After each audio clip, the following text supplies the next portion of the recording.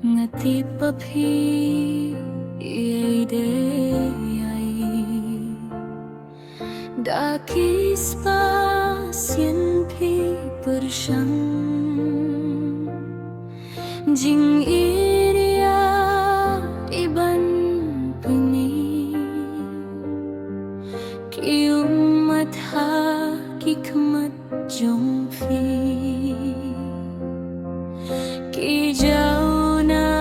kadau bapi tiang bapin sah duh no ya i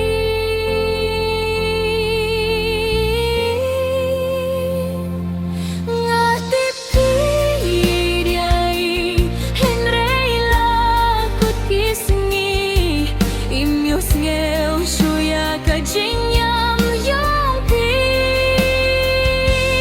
ngati pi ai henrei la kut kasngi wat yang shu insa kan mau ya pi pilak let mo yang ngai brio bayer ya pi tu mo yang ngari galaim klema pi ito kisit hibang apa min shwa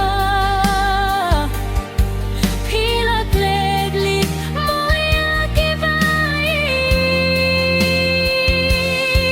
ngadang dunya ki ngadang dunya ki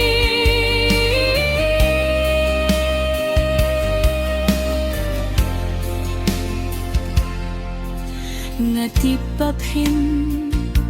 kledianga